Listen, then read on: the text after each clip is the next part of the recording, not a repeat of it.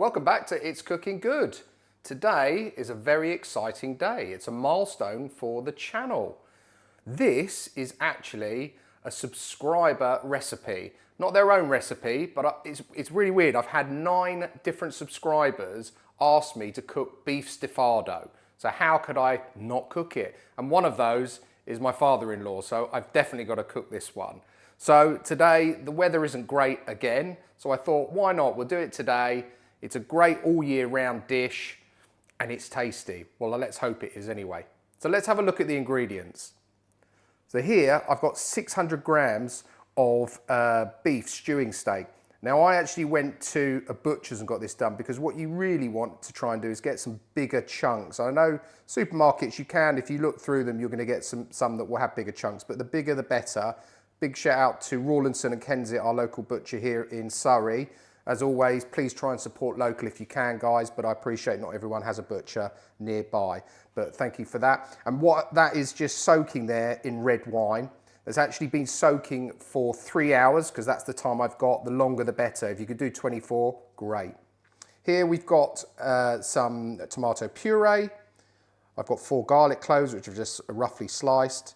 Some oregano, some allspice, 2 cinnamon sticks, some red wine vinegar, some sugar. Really important in your Stifado is onions. These were the only ones that we had. They are quite big. Luckily, I like onions, and I'm going to put in a lot because it is a big part of this specific dish, but smaller is fine. But these are sort of shallots, which are great for this dish. Of course, my Muti tomatoes. There, a tin of those. And then I've got some beef stock. This is a beef stock pot, but you could use a stock cube. I'm not sure I'll use all of that. These do tend to be quite salty, so I'll add some, and if I need to add some at the end, I will. So I'm just gonna move this to one side. What we need to do, actually I'm gonna take that off there, like so. What we need to do is just drain off the red wine from our beef, and I'm putting it on a cloth here because my wife will tell me off if it goes all over our countertops. And we're just going to do that in there, like so, because we'll add that in later, but we need to fry off this beef in the pot first. That's it, like so. And just make sure I don't lose any. That's it. And then that can go back in that pot. It's an interesting one, beef Stifado. I haven't cooked this actually for a long time, and it wasn't actually on my radar to do on the channel for a while yet. I don't actually drink red wine. Red wine doesn't like me. I actually love it, but it just doesn't make me feel too great. So I'm hoping cooking with it is going to be absolutely fine. In most cases, they say cook with the wine that you like to drink. I don't drink it, so we had a bottle of red, probably something that someone bought round. That's what I'm using, so don't worry, just use what you've got. Anyway, let's get cooking. We'll see you over at the hob. So our pan's on a medium to high heat. I'm just going to go in with a little bit of plain olive oil there. And what we want to start by is actually browning our beef. So we just want to get a bit of colour on that. There's not tons here. As I said, I've done 600 grams. This should feed about 4 of us. Might even stretch it to 5, but I'd say there's plenty there. So we're just going to leave that be and get a bit of colour on it. Okay, give that a turn around. Like so. Love the colour the meat's gone just by marinating in that red wine. It's such a lovely, deep, reddy colour. That's it, perfect. Oh, turn that little piece over. He says, there we go. Okay, so that's coloured up nicely. It's just sealed the meat, which is exactly what we want. So we're going to take that out for the moment. I'm just going to put that into a bowl.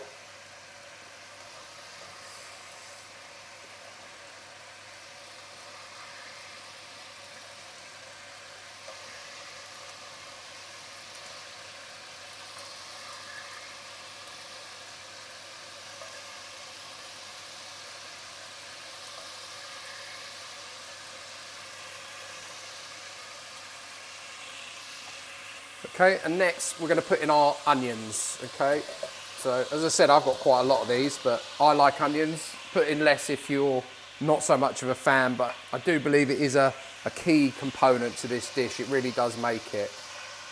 That's it. And we're just going to let those cook off for about 4 to 5 minutes. What we want is a bit of colour on there before we go in with the rest of our ingredients. Okay, we'll just give these a little stir around. There we go, we're getting some colour on there now. What I meant to say to you with the onions as well, these really do need to be whole. So if you look, for example, on this one, where I've cut it here, where the root system was, I've sort of left a little bit on there so that it holds the onion together, because these really do want to be whole in the dish. You could add some chopped ones as well if you wanted to, but I think these have that lovely sweetness to them, and there's plenty here for us. That's it. We'll leave those for another couple of minutes. Okay, so that's fine. Let's take these out. And I'm going to turn this down, right down the heat for the moment. Just get all of these out. And we'll go back in with those in a minute. Like so. Okay. Then we're first off going to go in with our tomato puree. Like so. And we want to cook that out for a second or so, just to take that sort of bitterness taste out of it. Like so. And at the same time, I'm going to go in with some garlic. That's it. And just give that a stir around. Just turn the heat up a touch. That's it. Get it all incorporated. Some of those lovely juices, pan juices off the bottom there. That's it.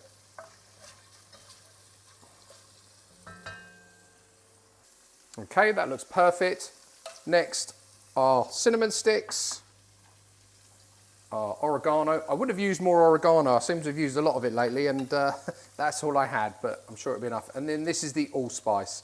Now, I like allspice. It's cloves and nutmeg and cinnamon, all sorts of goodies in there, but it really does add a great flavour to this dish. And just incorporate it just to get the flavour out of those dried spices. A lot of those dried spices can be stored for quite a while, and they sort of do tend to get moisture in them. So to release the flavour, just give them a nice cook out there, like so. That's it, perfect. Next, our red wine, which is what we reserved. Now, I don't know, quite a few of my subscribers, when they said to do this dish, they said, please use a whole bottle of red wine. They obviously are very keen on their red wine. I haven't used a full bottle, so apologies to you all. I might add some to a glass and try it myself, although it isn't my favourite drink. I may do, but that was about 3/4 of a bottle. Okay, so all I'm doing, I'm just turning up the heat slightly, and I'm just sort of deglazing that pan almost. And look at that lovely, rich colour already. And I just want to bring this up to a simmer, probably for about 3 minutes, I would say, just to get some of that rawness out of that alcohol. Okay, so now our sugar and our red wine vinegar, just gives it a little bit of tartness.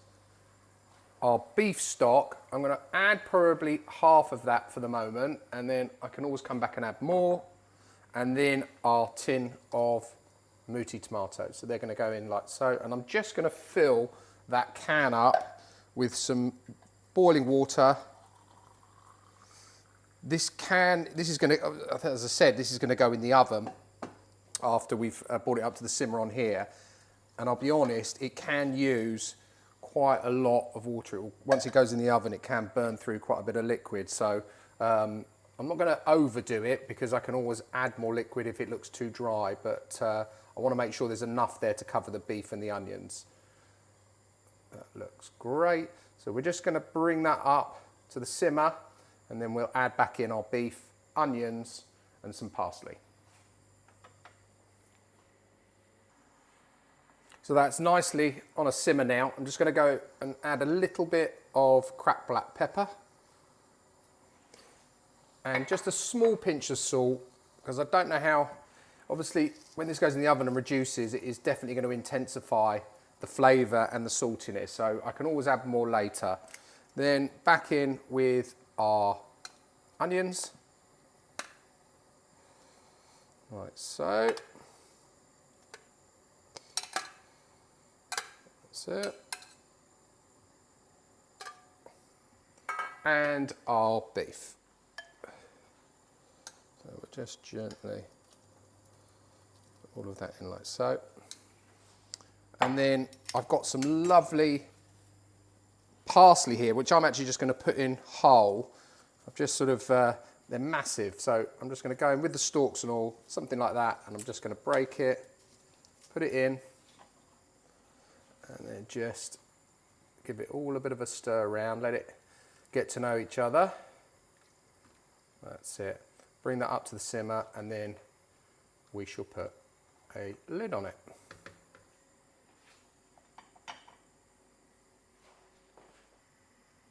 Okay, let's put the lid on. I'll see you back over at the bench, and then we can put it in the oven.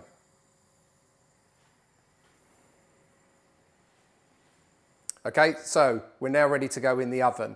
And this is actually going to go in the oven at 160 degrees C in fan assisted oven.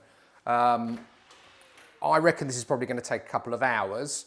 I will check it at about an hour and a half, see if we need to top it up with water or not. But as I say, probably 2 hours, but I will let you know once it comes out exactly how long that has taken. See you shortly. Okay, so it actually cooked for 2 hours, pretty much bang on the money. Everyone's ovens do cook differently, so you know, yours may take a little bit longer. It depends on the size of the cuts of beef, etc., etc. But what I do know is it looks phenomenal. I cannot wait. And I'll show you what you're looking for. It's just worth checking on it as you're cooking it. So I did check it at the hour and a half mark, left it to the 2 hours, and it was perfect. And if you just look before I dish it out, I don't know if the camera can see that, the consistency of the sauce. What you want is this sort of thick sauce. That is a Stifado. Right, so I'm just going to move that to one side. I'm going to dish myself up. I have a bowl waiting. And I don't know if you noticed, guys, but today I didn't list the quantities of each of the ingredients. I've tried a different format today. I always put the recipe in the description below with all the quantities, etc. So if you prefer this format, please do let me know, or if you prefer the old one, whatever, that's fine. But I'd really appreciate hearing from you. Look at that. I'm putting one onion on at the moment because I'm just trying it out. And then we're going to go in with a little bit of that lovely chopped fresh parsley. Oh, it looks a bit chefy. Oh, I'll put a bit around the edge. Look at that. Can you see that? Look at that. Wow. I'm excited. So, I'm going to show you quickly, before I do anything else, I just want to show you this beef. Sorry, camera lady, but if we can just come in, that's what you're looking for. The beef to just like almost shred apart. Look, it's like butter. That's what you want, and you know it's done. I've got to have a bit of that onion. Oh yeah. Bit of the beef, some of the sauce. Try not to burn my mouth.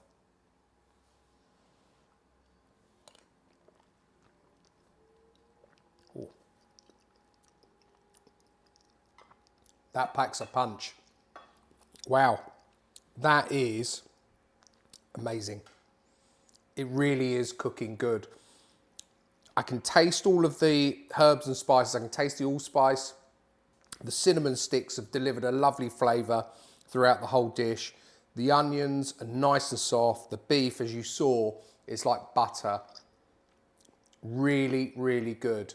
Guys, Look, as I said, I will leave the description of all of the ingredients and all the quantities down below. Try this one at home. I know summer's a bit disappointing at the moment.